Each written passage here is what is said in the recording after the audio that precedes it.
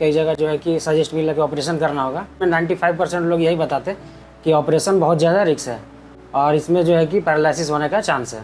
ये कमर में प्रॉब्लम जो है कि लगभग 2 सालों से तकलीफ में थे। खड़ा होने के बाद 5 मिनट अगर खड़ा होते तो ये जांघ तक जो है कि पूरा तड़तड़ाहट और दर्द होने लगता था। 100 मीटर या 200 मीटर से ज़्यादा नहीं चल पाते थे। इलाज के लिए बहुत सारा जो है कि बहुत जगह गए, रांची गए, दिल्ली भी यहाँ तक गए थे, मुरादाबाद गए, लेकिन इसी तरह से बहुत ज़्यादा इधर आयुर्वेदिक दवा कराया, बहुत कुछ कराने के बाद लेकिन हमको ये समझ में आया कि नहीं, विदाउट ऑपरेशन जो है कि ठीक नहीं हो सकता है। लेकिन सर्जरी के बाद मानो जो है कि नया जीवन मिल गया। आपका हुआ क्या था सर? ये MRI ऊपर से हमको दिख रहा है, यहाँ L4 और L5 हड्डी के बीच में जो डिस्क है ये आपकी बल्ज हो गई थी। बल्ज हो के आपकी जो मेन स्पाइनल नर्व आ रही है यहाँ पे, उसको दबा रही थी। तो मूर्तिकार का स्किल होता है। हाँ। वैसे हमें मूर्तिकारी का काम कर रहे हैं, समझिए शरीर को एक नया तरीके से ढाल रहे हैं। जी सर।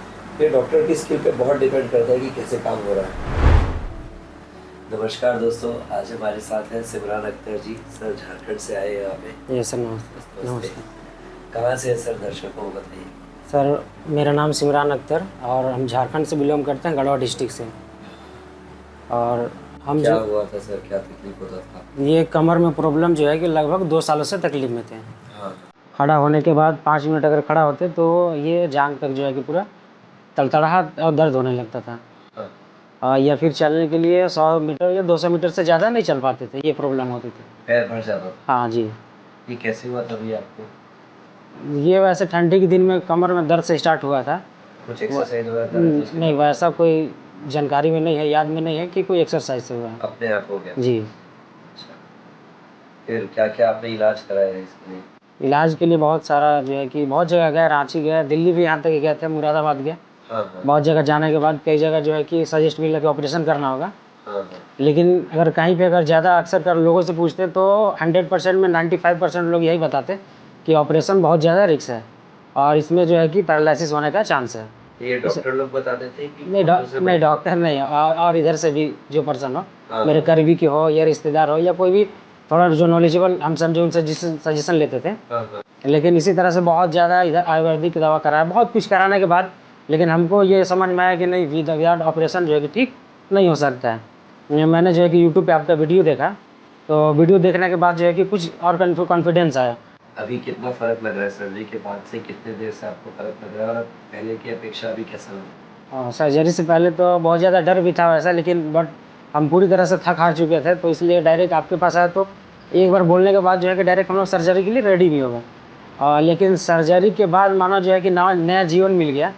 सर्जरी के 4 घंटे के जस्ट बाद ही हम जो है कि कुछ देर तक जो है कि अपने पैरों पे बिना किसी सहारे से जो है कि चल पाए थे। यहाँ तक कि हम कुछ वीडियो भी बनाते उस समय। तो बहुत अच्छा फील हुआ और जो नीचे जो दर्द आता था बिल्कुल जो है कि ठीक ठाक है। जी। अभी 3 दिन हो गया सर? हाँ, अभी 3 दिन हो गया, बिल्कुल जो है कि ठीक है। अच्छा जी। पहले आपने इसके चलने में, स्टाइल में कुछ बदलाव देखा हो, अभी कुछ बदलाव देख रहे हैं? हाँ सर, पहले तो बदलाव था कि पहले दर्द होता था और जब कोई भी सामान अगर नीचे गिरा तो झुक के उठाने में इनको दिक्कत होता था पहले। अब वो दिक्कत अब धीरे धीरे इनका ख़त्म होते चल जा रहा है, जैसे मैं देख रहा हूँ।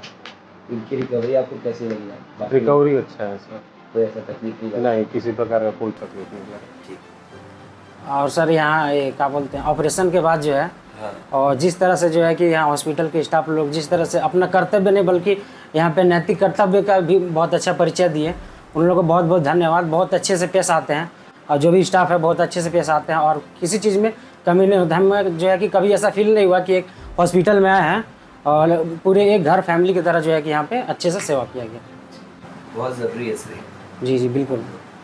मैं आपका MRI दर्शकों के लिए दिखा देता जी, हूँ जी। क्या है। इधर मैं जहाँ दिखाऊंगा उधर जूम करके दिखाऊंगा। आपका हुआ क्या था सर? ये MRI ऊपर से हमको दिख रहा है, यहाँ L4 और L5 हड्डी के बीच में जो डिस्क है ये आपकी बल्ज हो गई थी। बल्ज हो के आपकी जो मेन स्पाइनल नर्व आ रही है यहाँ पे, उसको दबा रही थी। तो हमने आपका एंडोस्कोपिक डिसेक्टमी सर्जरी किया था, जिसमें हम पीछे से जा करके ये वाला हिस्से को निकालते हैं और इस डिस्क को हमने निकाला था। अब डिस्क के अंदर के हिस्से को डिस्टर्ब ज़्यादा नहीं की, केवल सतह का के हिस्से को जो बल्ज हो गया उससे को कट करके निकाले। तो इस इमेज में भी आप देख सकते हैं कि यहाँ पे क्या हुआ था। नॉर्मली इमेज में जो रहता है वाइट कलर का जो नर्व रहता है वो ऐसा गोल दिखना चाहिए। L4 L5 लेवल पे आपका ये बल्ज होकर के पीछे आ गया था और आपकी ये नर्व को ट्रायंगल एरिया को छोटा कर रहा था, जिसके कारण आपके पैर में सुंदरपन आने लग गया था। और साइड के में भी जो नर्व रहता है वो दबने लग गया था, तो आपको central canal with lateral canal stenosis था और डिस्क बर्स्ट। आपका ऑपरेशन के बाद का मैं हमारा ही दिखाता हूँ। ये ऑपरेशन के बाद का आपका हमारा ही है। इसमें हम देख सकते हैं कि जो यहाँ पे ऑपरेशन हुआ है इस जगह पे, तो ये जो ब्लैक वाला हिस्सा बाहर निकल रहा था वो कट करके निकाल दिया गया है और डिस्क के अंदर का कुछ भी चीज़ डिस्टर्ब नहीं किया, डिस्क को वैसी का वैसी रखा गया है, अंदर कोई भी डिस्टर्बेंस नहीं, जैसा पहले था वैसी का वैसी है। दूसरा पीछे का जो ब्लैक वाला हिस्सा यहाँ पे था, जैसे यहाँ पे दिख रहा है, वैसे ब्लैक वाला हिस्सा इसको नर्व को दबा रहा था, तो डिस्क बल्ज यहाँ से थी, यहाँ पे ब्लैक वाला था, उसको निकाल दिया गया। इसी कारण से अब नस पूरी तरह से ऊपर से नीचे फ्री आ रही, इसमें कोई दबाव नहीं रहेगी। तो ये आपका स्टीनोसिस साथ में डिस्क बल्ज दोनों का इलाज एक ही ऑपरेशन से हुआ है। ये जो इस आपके एक्सियल कट है इसको भी दिखा देता हूँ।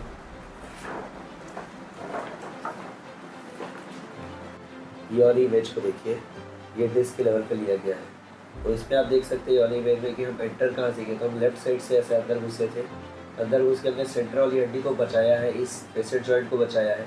यहाँ से एंटर करते हुए हमने डिस्क इस एरिया को पूरा डिकम्प्रेस किया। पहले जो आपका नस पूरा दबा हुआ दिख रहा था अब पूरी तरह खुल गया है वो। यहाँ देखेंगे तो ये डिस्क यहाँ पे बल्जिंग ऐसे निकला हुआ था, वो पूरा फ्लैट हो गया। नर्व पूरी दोनों साइड की फ्री दिख रही है, 360 डिग्री चारों तरफ से फ्री हो गई।